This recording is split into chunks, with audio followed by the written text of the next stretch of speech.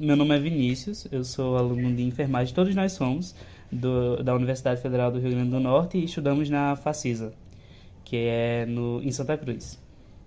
Meu nome é Maria Júlia, eu estudo com o Vinícius, também sou do curso de enfermagem, assim como todos que estão aqui. Meu nome é Aniele, eu sou de Currais Novos, mas atualmente eu estou estudando na Facisa e faço enfermagem como todo mundo aqui. Eu posso me apresentar agora, o meu nome é Eduardo, eu faço enfermagem, né? Todo mundo aqui, na verdade, faz o curso de enfermagem e nós somos do primeiro período e todo mundo aqui é da Facisa, que é o UFRN da nossa cidade aqui. Boa tarde, meu nome é Emily e eu sou de Acari e como as meninas já falaram, né, a gente está no primeiro semestre de enfermagem. Bom, essa entrevista surge de uma ideia de um trabalho de saúde indígena proposto pelo nosso professor de Antropologia da Saúde, onde a gente visa apresentar como o marco temporal e a colonização no Rio Grande do Norte afeta diretamente a saúde indígena. Então a gente pensou em conversar com alguém que faz parte de uma comunidade indígena para saber um pouco mais diretamente sobre essas questões. E para iniciar, eu gostaria que você contasse um pouco sobre você, quem é o Ari. Pronto, vamos lá, né? Já que todo mundo se apresentou aqui, eu também vou aqui me apresentar para vocês. Meu nome é Ari, né? Tenho formação específica no curso de jornalismo pela UERN, sou jornalista pela Universidade do Estado do Rio Grande do Norte, campus aqui de Mossoró, fica mais ou menos 70 quilômetros daqui. Atualmente eu também faço parte do movimento indígena do Rio Grande do Estado do Rio Grande do Norte, atuando na no Conselho de Saúde Indígena Local, que é um conselho que surgiu mais recentemente através da CESAI, que é a saúde indígena.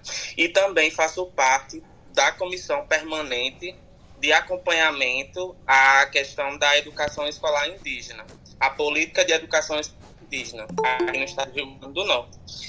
E aí, tanto dentro da comissão quanto dentro do conselho, todas as comunidades estão bem representadas, né, dentro desse conselho aqui no estado do Rio Grande do Norte. Eu sou aqui de Apodi, né, município com cerca de 36 mil habitantes, e aqui nós temos, segundo a estimativa do IBGE, 731 autoafirmados indígenas. Porém, a gente tem na luta, na nossa associação, que é a Associação do Centro Histórico Cultural Tapuias Paiacus, da Lagoa do Apodi, cerca de 150 pessoas que estão na luta, né, lutando pelos nossos direitos, tanto no que se refere à questão da autoafirmação, né, que aqui na nossa cidade a gente tem um preconceito muito grande das pessoas quando nós se autoafirmamos indígenas, porque sempre vem aquele estereótipo, né, das pessoas, do imaginário colonial das pessoas dizerem: você é índio, aspas, né, falam índio, não falam indígena.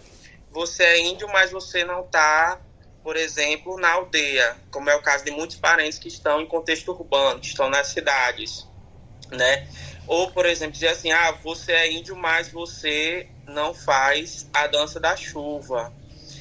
Você é índio, mas você também não está com o cocá na cabeça 24 horas por dia. Então isso acontece muito, isso é muito recorrente aqui no nosso território. E também a nível do Rio Grande do Norte e a Brasil, enfim. Quando a gente parte para esse viés, né, entrando na saúde, por exemplo, em muitos espaços, como é o caso por exemplo, ir na unidade básica de saúde, onde tem a ficha, né, para preenchimento, e aí surge a pergunta, né, qual é a sua raça, qual é a sua etnia? E aí quando a gente diz assim: não, nós somos indígenas, eu sou indígena, a pessoa já olha torto pra gente, já começa o questionamento, né, que o questionamento já vem no olhar da pessoa, que ela diz assim: você é índio mesmo? Como assim? Entendeu? Aí sempre tem esses questionamentos. Então, assim, aqui a gente enfrenta, inclusive, do setor público, né? A partir dos serviços públicos que são de direito.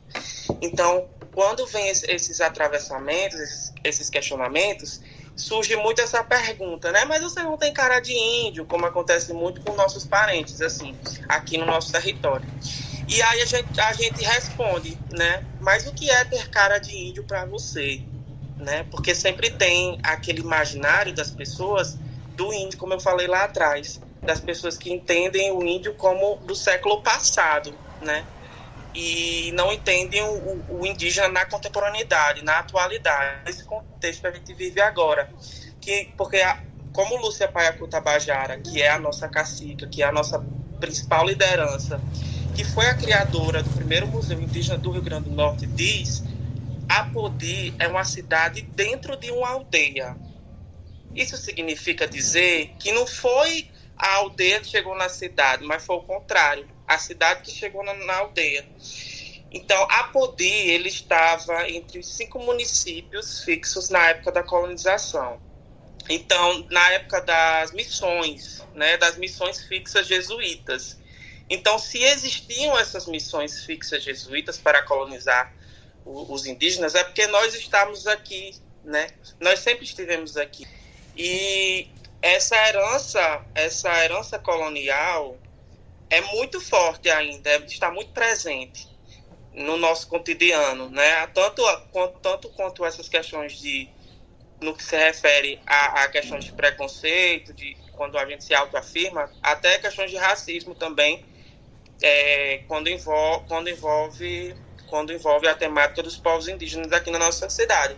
Aqui a gente conseguiu muito avançar, porque a gente teve essa conquista, né, do primeiro Museu Indígena do Rio Grande do Norte, e também da nossa aldeia, né, que está localizada na Chapada. Mas isso não significa dizer que a gente ainda não enfrenta muitos desafios, tanto na área da saúde, né, como eu coloquei aqui agora, quanto a essas questões da autoafirmação, mas também quanto à questão do acesso, né, porque na nossa comunidade também não tem nenhum UBS, não tem uma escola, não tem nada disso. Então, até a questão da moradia que a gente está enfrentando agora também com acesso à água, que a gente tem um pote, aliás, desculpa, gente, a gente tem um poço, mas esse poço, ele não é profundo, e a água é salobre, não tem um dessalinizador. Então, o acesso à água fica muito dificultoso por conta disso, né? Entre outras questões que a gente tem na nossa comunidade e que a gente enfrenta, mas que a gente sabe que nós somos povos resistentes, resilientes, e nós não vamos desistir dessa luta.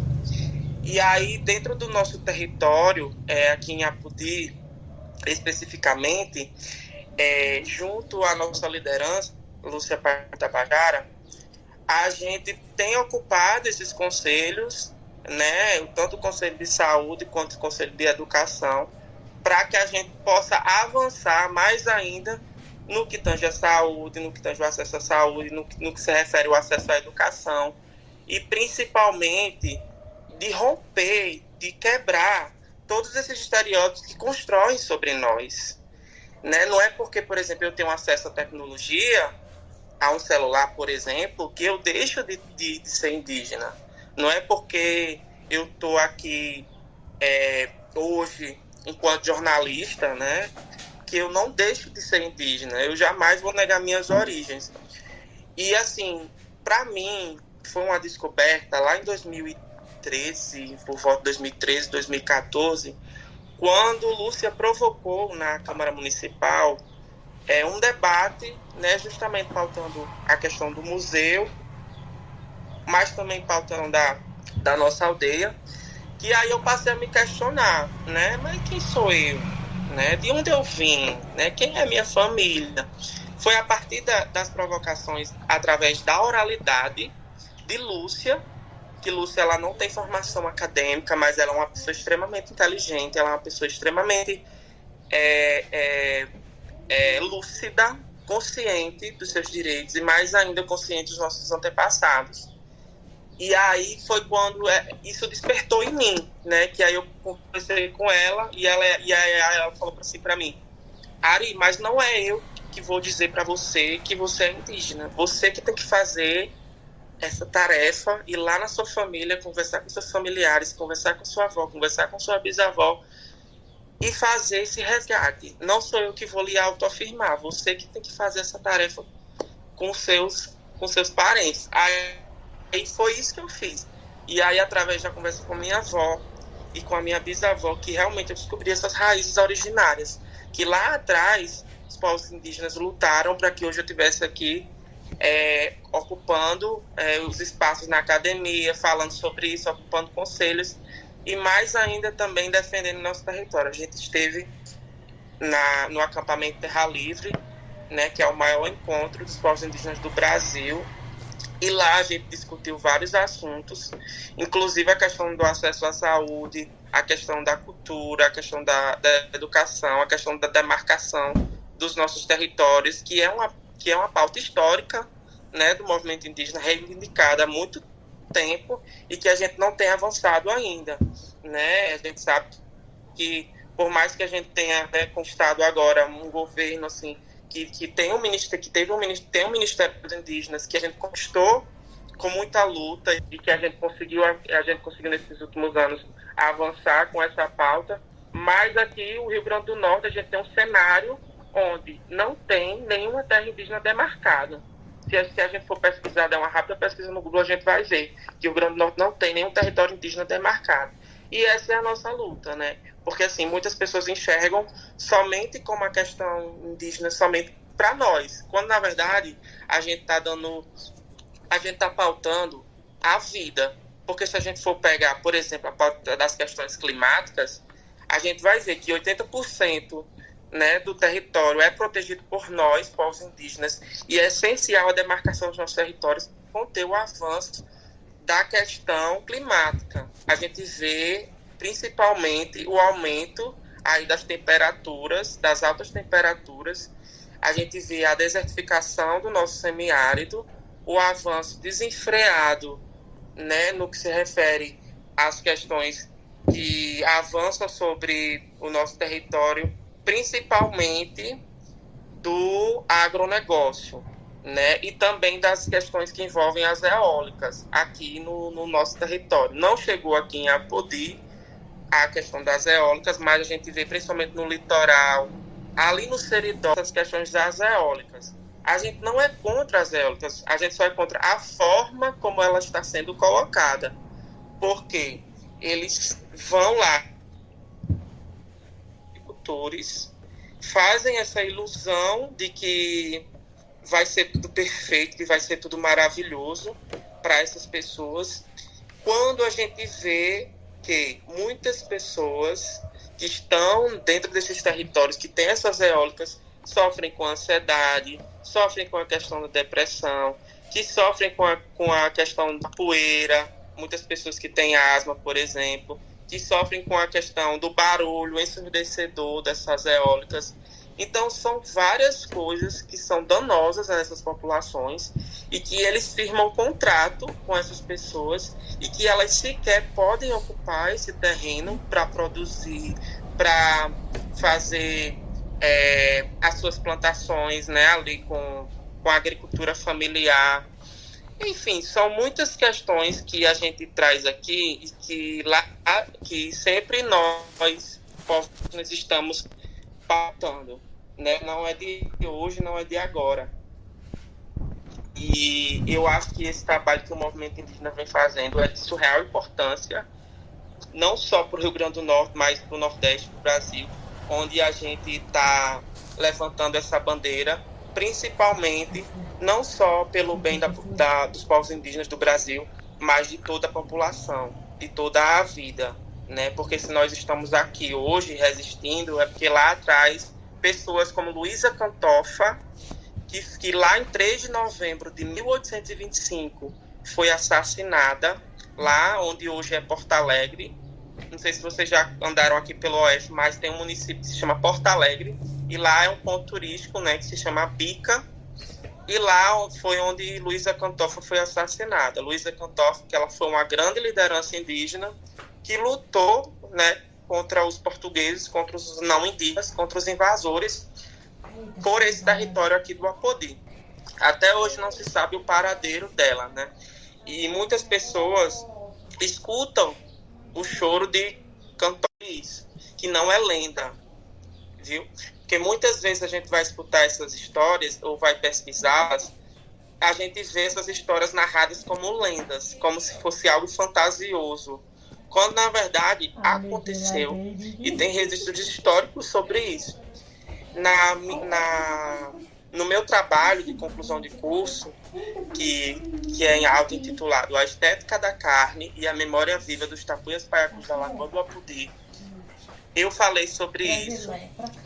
Isso me permite apresentar esse projeto e trazê-lo como conclusão de curso. E aí eu quis alinhar a questão da fotografia, que é algo que eu gosto muito de fazer, com a comunicação junto ao meu povo. E foi isso que eu consegui entregar. Se alguém tiver alguma pergunta, algum questionamento, eu abro aqui, viu, Vinícius? Você que está mediando aqui a nossa conversa, eu abro aqui para caso alguém queira fazer alguma pergunta, algum questionamento, sinta-se à vontade. Muitas pessoas têm medo assim, de perguntar, né? Mas eu sempre digo, gente, desarmem, não tenham medo, podem perguntar, mesmo que você não saiba de alguma coisa, posso aqui. Eu não sei de tudo também, né? Mas eu costumo dizer muito que eu não sei de tudo, eu costumo aprender com as pessoas. Então, sintam-se abertos a fazer questionamentos, apontamentos que vocês acharem pertinentes. Se tiver alguma questão, algum atravessamento que vocês podem fazer, fiquem à vontade. Tá certo, Vinícius? Eu acho muito interessante quando você pontua a importância do movimento indígena de estar atuando para reafirmar que o local do indígena é onde ele quer estar, e não nessa visão do imaginário, tipo, o indígena tem que viver na aldeia, o indígena tem que ser de um determinado jeito. Não, tem que se enxergar essa pluralidade. E partindo disso, você falou também sobre a questão a autoafirmação indígena partir do indivíduo querer identificar e conhecer suas raízes. E partindo disso, eu queria saber, quando você começou a pesquisar, a aprender sobre suas raízes, o que você conseguiu encontrar sobre a sua comunidade, sobre os Paiacus?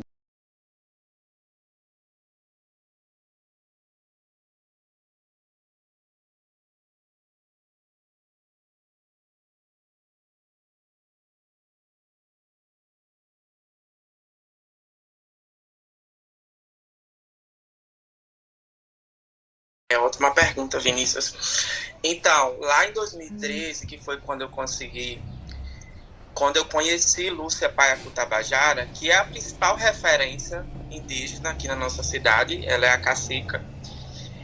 Eu tive esse contato com ela e até então eu não sabia das minhas origens. Foi a partir da fala dela, a partir do uso da oralidade, que a gente sabe que a oralidade ela tem uma potência muito grande, né? E principalmente ela que fazia pesquisa, ainda faz pesquisas históricas, ou seja, ela vai nas comunidades, pesquisa de campo, que ela costuma dizer que a verdadeira pesquisa de campo é essa, é indo nas comunidades, conversando com as pessoas, entendendo o relato de cada um e cada uma, para a partir daí fazer esse apunhado, né, histórico.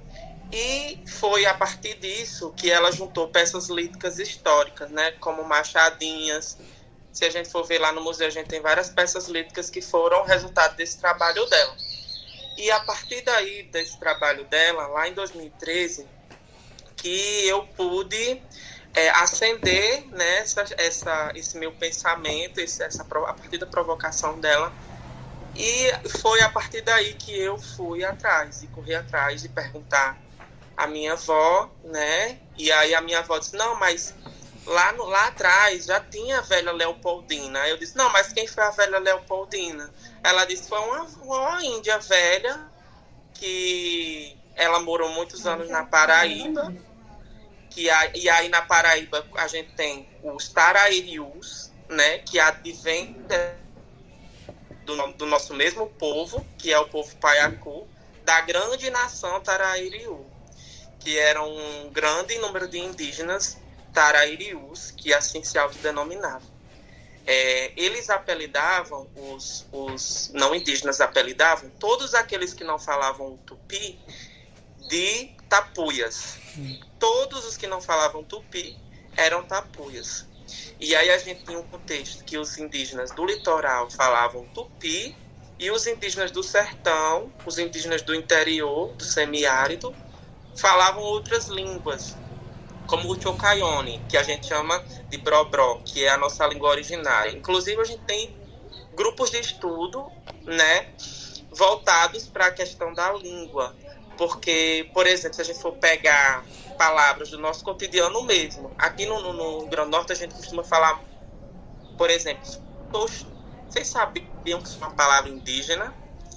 Significa curioso. Ninguém sabia, né? Geralmente, quando eu faço essa pergunta também, ninguém sabia que é uma palavra indígena. Mas até no nosso vocabulário a gente tem palavras que são indígenas e a gente não sabe. E aí, o sostô, como eu disse, significa curioso, né? Mas na nossa língua originária a gente está fazendo esse resgate também. E para isso, a gente teve pesquisas, né? A gente tem parentes que moram, como eu disse, a gente tem parentes que moram na cidade, mas também estão aldeados. E aqui no nosso município, a gente tem, um município que é dividido em 4 regiões, que é o Vale, a Areia, a Chapada e a Pedra. São 4 regiões muito bem divididas e cada uma delas tem sua especificidade. E assim como essas 4 regiões têm suas especificidades, nós também temos as nossas especificidades. Somos diversos, né? Ninguém aqui, nem somos iguais aos outros, né? Todo mundo, por exemplo, tem muitos indígenas que estão nas cidades, como é o meu caso. Eu estou na cidade, eu vivo em contexto urbano. E não foi, como eu disse, poder uma cidade dentro de uma aldeia. Mas tem muitos parentes que estão lá na aldeia e que muitos deles são nômades. E o que é isso? Assim, eles ficam um vai e vem. O Ministério da Saúde e a CESAI, que é a saúde indígena, firmou, né, entre nós que a gente só poderia ter acesso a psicólogo, às redes sociais, ao médico, se a gente estivesse na aldeia, se a gente estivesse aldeado. E aí a gente enfrenta essa dificuldade, porque muitos deles estão em contexto urbano, muitos deles estão nas cidades. Se a gente for pegar lá em 2021, que foi o contexto da pandemia, por exemplo, no contexto da Covid, o Ministério da Saúde, em 2021, disse que só quem teria direito a acesso às vacinas da Covid eram aqueles indígenas aldeados, ou seja, aqueles indígenas que estavam em aldeia. E o Rio Grande do Norte e o Piauí foram excluídos desse processo, porque muitos dos indígenas estavam em contexto urbano. Foi a partir daí da luta do movimento indígena que a gente conseguiu lutar para que os indígenas que tivessem, tanto nas cidades quanto nas aldeias, tivessem direito, que é a questão da vacinação. E quando chegou essas vacinas aqui no território, fomos acusados, né? Disseram que a gente estava furando fila, disseram que a gente estava usando as vacinas, usurpando o direito à vacina a quem tinha direito. Então a gente ouviu todo tipo de absurdo, né? Inclusive dentro da Câmara Municipal a gente escutou de um vereador que a gente estava se aproveitando. A gente foi acusado de aproveitadores e nós éramos indígenas que não sabíamos nem fazer a dança da chuva. Sendo que quem faz a dança da chuva não somos nós, indígenas do Nordeste brasileiro. Quem faz a dança da chuva são os indígenas lá dos Estados Unidos. Não somos nós. E assim, Vinícius, voltando, porque às vezes eu me perco, mas voltando aqui para o que você estava falando, perguntando sobre foi resumo da coisa. Lá em 2013 eu conheci Lúcia. A partir da oralidade, da provocação dela, eu pude conversar com minha família, e foi a partir da provocação dos meus parentes mais velhos que eu tive essa descoberta, digamos, né, das minhas raízes, né, de quem sou eu, de quem são as pessoas que vieram antes de mim. E aí eu pude construir essa árvore genealógica e pude também me somar aos outros parentes, inclusive os Potiguara também, que são parentes nossos. e a gente se somar nessa luta, né? Porque é uma luta que não para, que não cessa. Todo dia a gente tem que estar brigando por alguma coisa ou reivindicando alguma coisa, seja a nível de município, que a nossa maior dificuldade é hoje no município, mas também no estado, né? A nível de estado, a gente obteve conquistas importantes, como foi o caso do museu e da aldeia, mas que a gente enfrenta grandes desafios. Ari, você já falou sobre a saúde, de como é, né, a saúde dos povos indígenas da sua comunidade, mas eu queria saber como é esse acesso, como é essa locomoção de vocês para ter acesso a psicólogo, aos fisioterapeutas, os enfermeiros, médicos, e se também na sua comunidade ocorrem ações em saúde, se esse pessoal vai para lá para fazer ações que sejam a educação em saúde, seja ela um hiperdia, que é verificação de diabetes, de hipertensão, se tem essas ações e como elas impactam no bem-estar de toda a comunidade. Pronto, vamos lá, Aniele. A questão da saúde, né, dentro da nossa comunidade. A gente não tem ainda o acesso à saúde.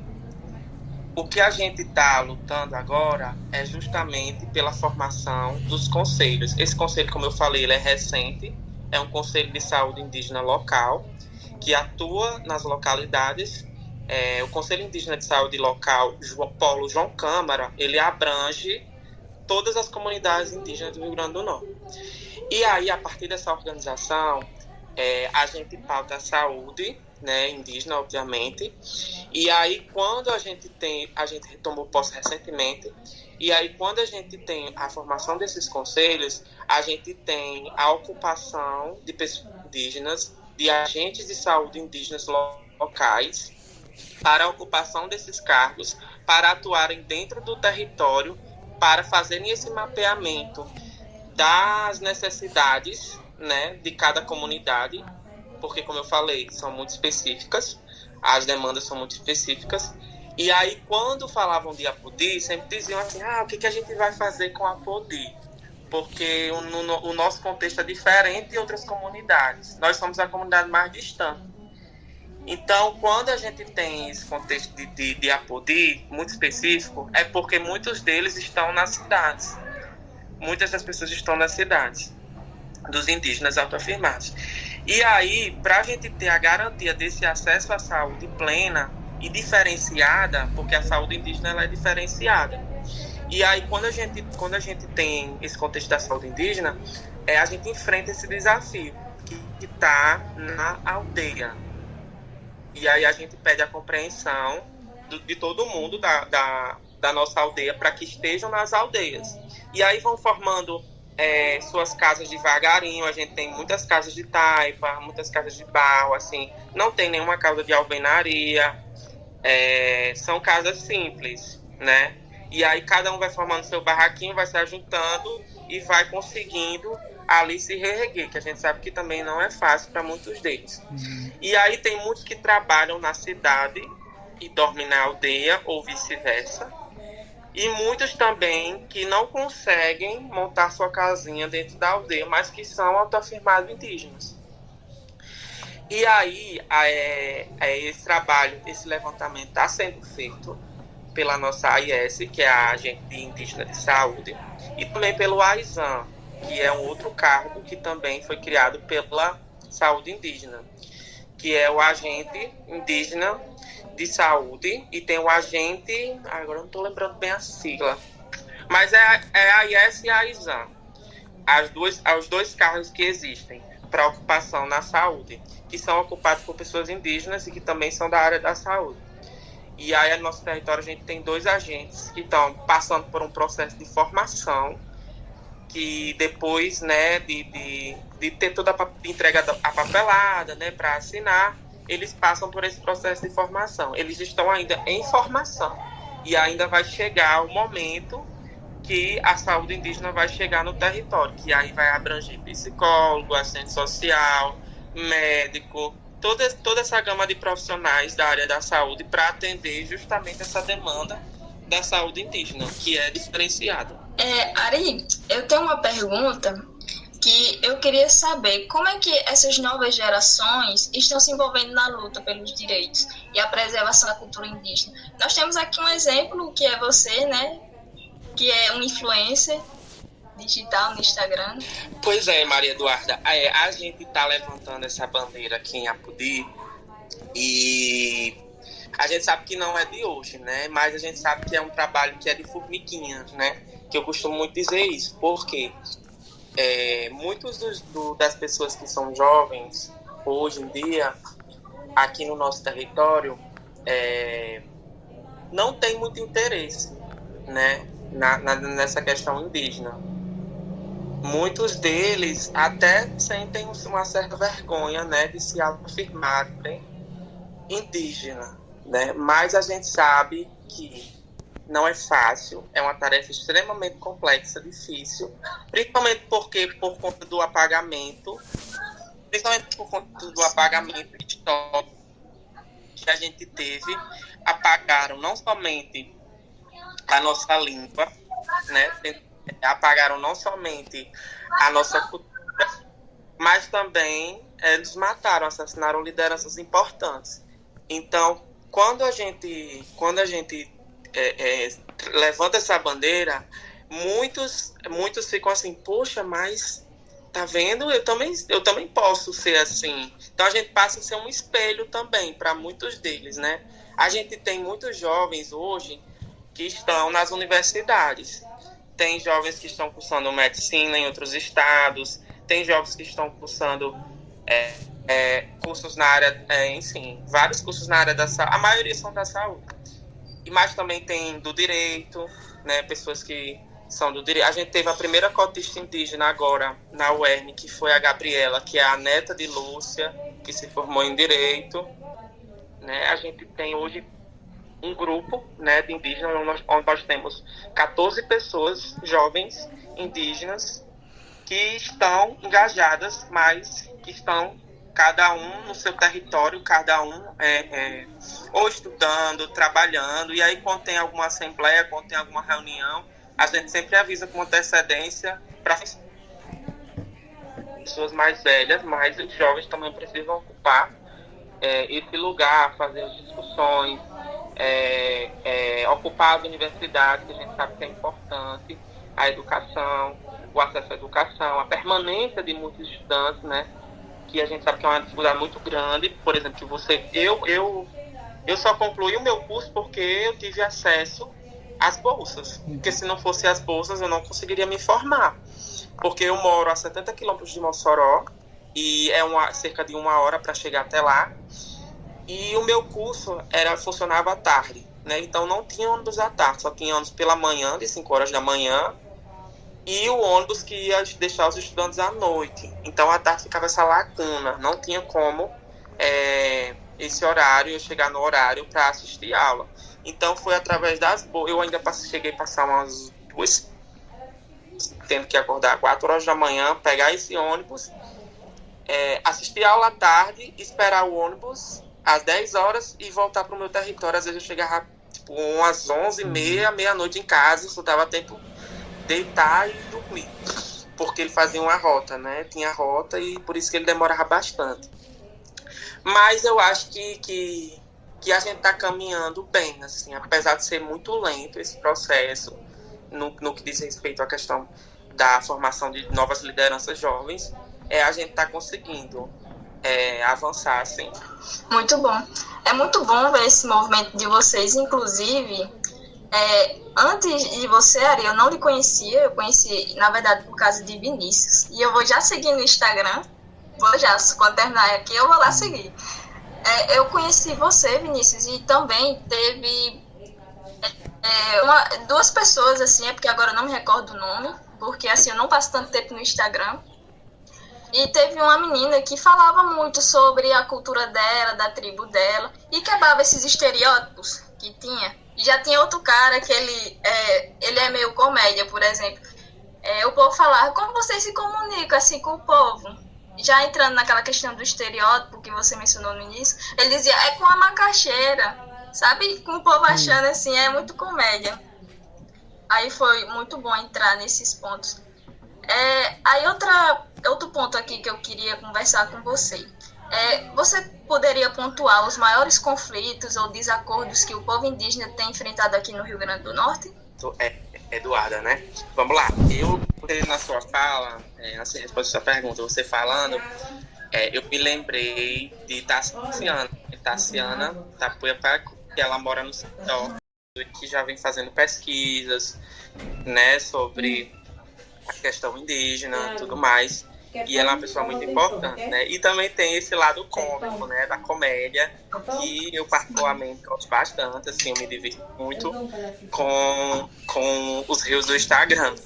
Mas, voltando à sua pergunta, eu acho que, assim, enquanto comunidade, enquanto povo, a gente enfrenta não somente a questão da demarcação, né, dos territórios, como eu falei, o Rio Grande do Norte não tem nenhum território indígena demarcado ainda, mas a gente também tem enfrentado a questão que envolve as eólicas, né? Porque não é porque os nossos parentes lá no Seridó estão enfrentando que a gente vai silenciar sobre o assunto. Pelo contrário, a gente sempre faz questão de falar sobre isso. Por mais que a gente não tenha aqui, né, no nosso território, a gente não vai deixar de falar do território dos nossos parentes que estão em outras comunidades e que estão enfrentando essa questão da problemática das eólicas.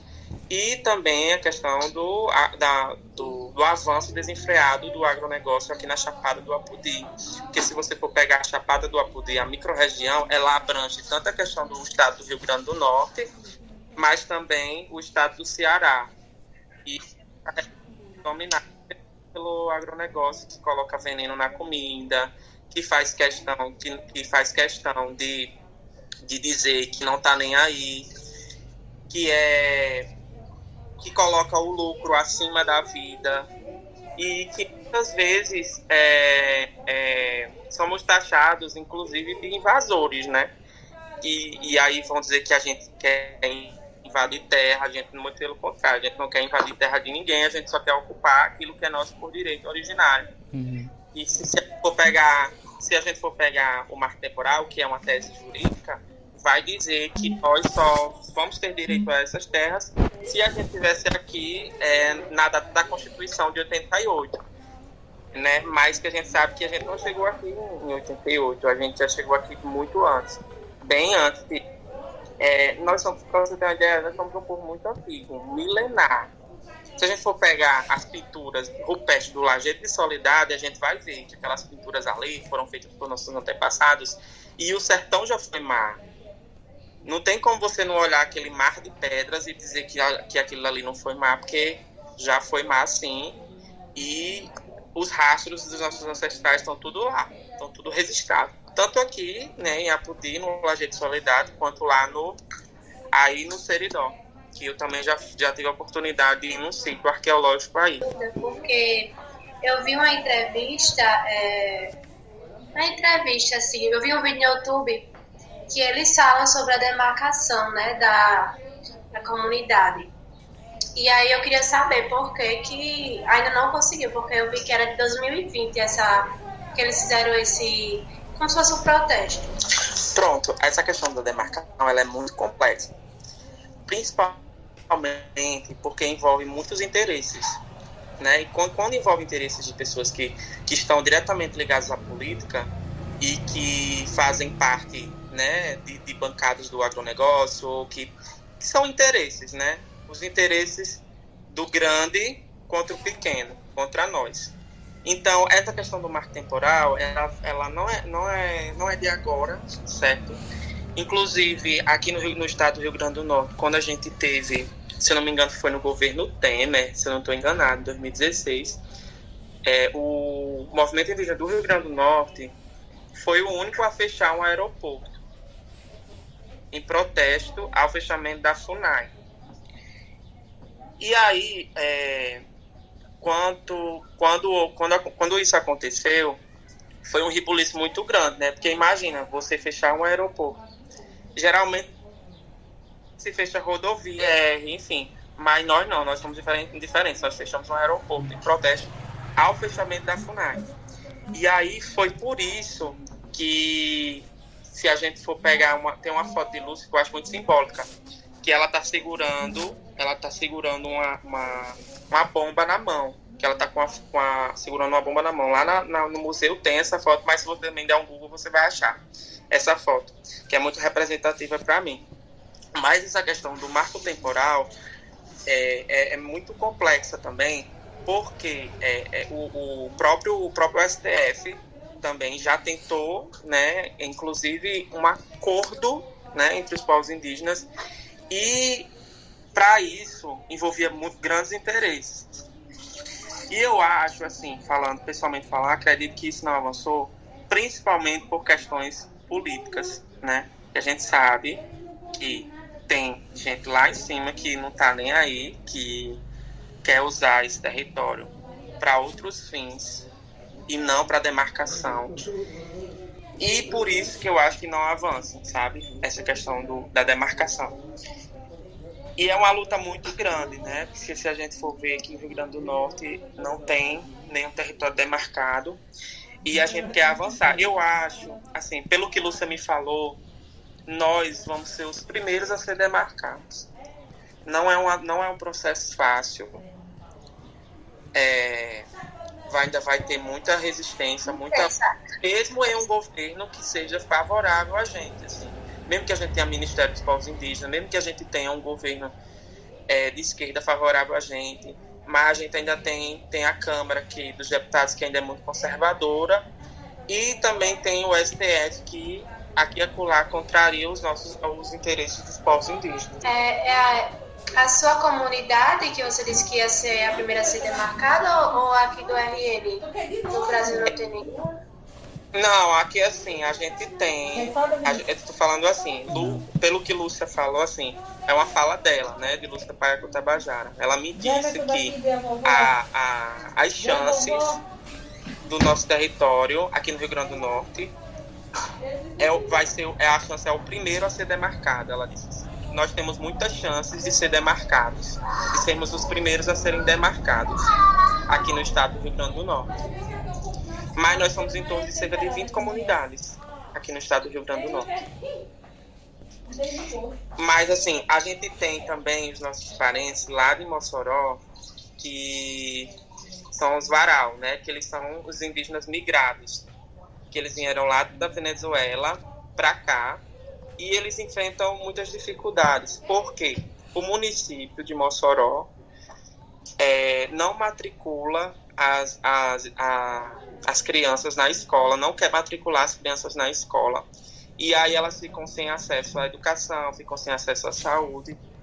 E isso também, inclusive, eu lembro que na Paulo Gustavo, na Lei Paulo Gustavo, foi falado sobre a questão do acesso, porque tem cotas específicas, né, para os povos indígenas dentro da Lei Paulo Gustavo, que é a Lei de Acesso à Cultura, de fomento.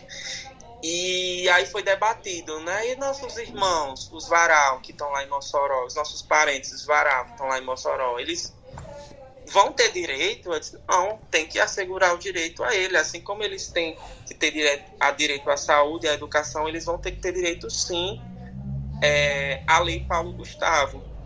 E inclusive, a UERN é uma grande parceira nossa, sim. Porque eu lembro que a Eliane Anselmo, que é das Ciências Sociais, ela tem um trabalho junto às comunidades indígenas e comunidades tradicionais, também com os quilombolas, fez esse trabalho, esse mapeamento, né, de quantas crianças estão fora da escola, quantas crianças não têm acesso básico às questões básicas que nós temos acesso, e essas crianças não. E aí ela foi para uma reunião lá com o Ministério Público, com o pessoal da prefeitura, e a prefeitura mostrou um documento falando assim, ó, tá aqui, ó, temos todas as crianças indígenas matriculadas. Aí ela foi olhar, né, aí foi ver, disse assim, não, mas essas aqui não são crianças indígenas, são venezuelanas. Ou seja, eles estavam misturando uma coisa com a outra. Não sabiam diferenciar quem era indígena e quem era venezuelano. Ainda falando sobre o marco temporal, mais especificamente, a gente queria saber qual o impacto que ele trouxe para a saúde do povo indígena e também das comunidades do Rio Grande do Norte em geral. O que impactou, o que já está influenciando, assim, tanto psicologicamente quanto a questão da saúde física também, enfim, qual o impacto mesmo que teve? Se a gente for parar para pensar, analisar, é um desgaste muito grande que a gente tem mentalmente na nossa saúde psíquica. Porque se a gente for ver toda essa luta que a gente está tendo contra o marco temporal, não é à toa que a gente ocupou Brasília várias vezes. A gente esteve presente, inclusive, no acampamento Terra Livre, que reúne povos indígenas do Brasil inteiro. E aí a gente disse que não ia ter arrego. Enquanto as nossas terras não forem demarcadas, a gente não vai sossegar, a gente vai continuar na luta, né? E aí a gente enfrenta isso com altivez, com coragem, com perseverança, porque a gente sabe que pode não ser agora, mas lá na frente a gente vai garantir que os nossos parentes tenham o território demarcado, e mais ainda, a gente vai garantir que a população tenha o mínimo de dignidade, né, de acesso à dignidade. Com o território protegido, todo mundo sai ganhando, porque a gente vai ter o nosso bioma protegido na questão do acesso, né, do acesso à saúde. Se a gente tivesse nosso território demarcado, será que a gente já não teria uma UBS funcionando dentro da nossa comunidade? Ou a gente não teria uma escola funcionando? Ou a gente não teria acesso a serviços da assistência social, por exemplo, né? Então, são várias questões que nos fazem pensar e que nos fazem também adoecer, né? Mas que a gente acredita que lá na frente a gente vai realmente, assim, conseguir avançar, né? E é uma frase que a gente diz muito, né? Que diga ao povo que avance e nós avançaremos. De nada adianta eu avançar sozinho sem eu estar junto do meu povo, avançando junto com eles. Voltando ao assunto saúde, né, que você já comentou sobre, eu queria saber como que você classifica essa eficiência do SUS, porque, assim, em relação aos últimos avanços que são voltados à comunidade indígena, porque a gente vê que já tem muitos avanços, como na vacinação, né, imunizar várias pessoas, entrar nesses locais mais restritos, melhorar a questão da assistência, né, garantir hospitais, policlínicas. Eu queria saber como é que você classifica essa eficiência, porque na teoria existe já muitos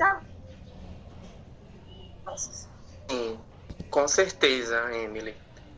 A gente sabe, né, que sem o SUS a gente não tem acesso à água potável, a gente não tem acesso a serviços que são básicos, que chegam diretamente a gente, né? O SUS, sem sombra de dúvidas, é muito importante. As políticas públicas, principalmente voltadas para nós, povos indígenas, é que precisam melhorar, principalmente no que diz respeito à saúde, né? Porque se a gente for ver nos últimos anos, a gente teve muitos desmontes, né, na área da saúde, mas que nesses últimos anos a gente vem trabalhando nessa reconstrução, tanto do SUS quanto da saúde indígena, porque a gente tem o Ministério da Saúde e também tem a CESAI, que é a saúde indígena, que cuida especificamente da saúde dos povos indígenas. Assim, nesse último período, né, a gente tem visto esses avanços porque a CESAI, junto com a FUNAI, junto com o Movimento Indígena do Rio Grande do Norte, tem atuado, né, na defesa desses territórios e também fazendo em cada comunidade esse mapeamento.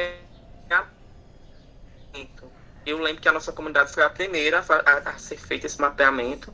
Eles foram lá, conversaram com a gente, perguntaram quais são as nossas demandas, né, enquanto povo indígena, enquanto saúde. E aí aquela questão que eu trouxe lá atrás para vocês, falando sobre a questão da questão da autoafirmação, né? Quando a gente chegava nos espaços de saúde, a gente se autoafirmava indígena, não queriam colocar. a CESAI, que é a Saúde Indígena, junto à FUNAI, ao Movimento Indígena, a gente, com as prefeituras, notificamos as prefeituras e dissemos, e eles disseram que vocês, no caso, o poder público, tem sim que atender essas pessoas e tem que se atentar às especificidades de cada um e cada uma. Não tem como você tratar de saúde indígena sem considerar a identidade do outro, sem querer desconsiderar a identidade do outro. Não é você que vai dizer que fulaninho é indígena, não é você que vai dizer que fulano não é indígena, por exemplo. E foi a partir daí dessas provocações, né, junto à CESAI, que é a Saúde Indígena, aliado às prefeituras, que a gente conseguiu melhorar essa questão do estigma, assim, né, dessa questão do preconceito em referente à automação.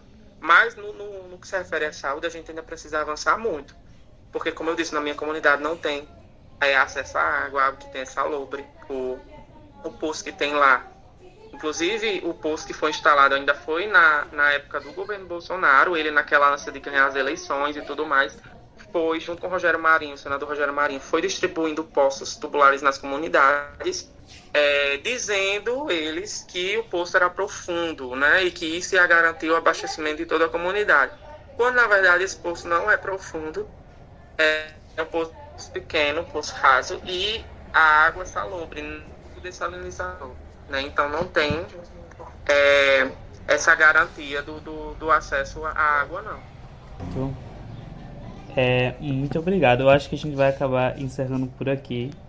Foi um momento muito importante, uma conversa muito importante e interessante para nós, e tenho certeza que para você também.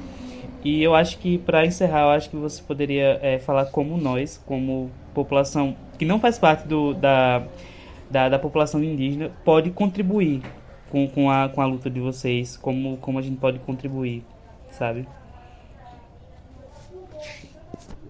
Muito legal, Vinícius. Pronto, gente, eu quero fazer aqui um convite a todos vocês, todos os não indígenas, a se somarem com a gente nessa luta. A gente tá, inclusive, lá no Instagram. Se vocês não seguem ainda, sigam o perfil Música do Índio Luísa Cantofa, OFC, e também a página do nosso Centro Histórico Cultural Tapuias Paiacus da Lagoa do Apodi, que lá no Instagram tá CHCTPLA. E aí, lá nesse Instagram, a gente movimenta todas as nossas atividades. A gente também tem agendamento de visitas ao nosso museu, que é através de Lúcia, né? O museu, a gente sabe que é um museu que é das famílias Paiacus, ele não é um museu público, como muita gente acha que é só chegar lá e entrar, não é bem assim.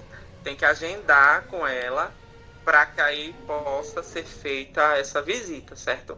Então a gente, enquanto indígenas, a gente também reconhece que é preciso unificar as forças para que as pessoas que desejam colaborar com a gente, estejam com a gente, não tenham medo, se somarem nessa luta, né, apoiar as nossas pautas, dizer não ao marco temporal, né, lutar contra a gente, junto com a gente, aliás, e aí também demarcar posição, né, favorável a gente, lutando junto com a gente, que aí a gente vai conseguir avançar junto com a gente. Eu queria também agradecer, foi muito bom, assim, junto com vocês, Maria Eduarda, Emily, Vinícius, Aniele, Maria, todo mundo que está aqui, e dizer que a academia cumpre um papel muito importante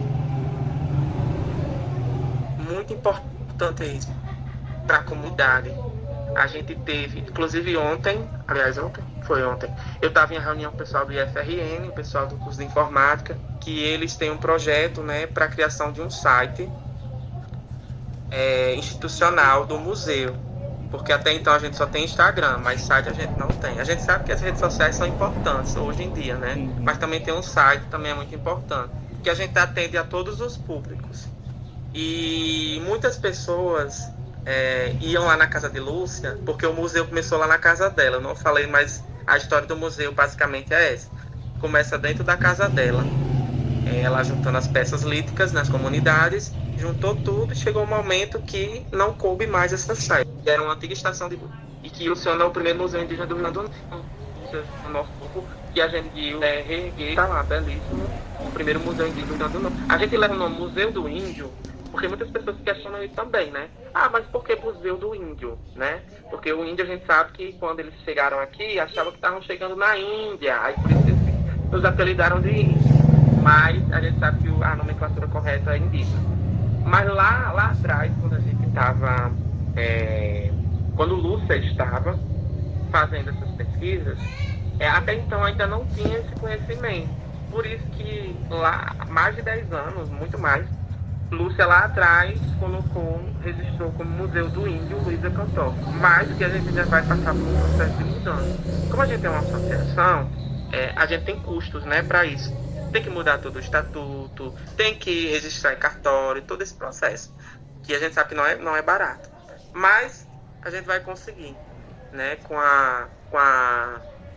as visitas, a gente tem uma taxa simbólica, né, para as pessoas.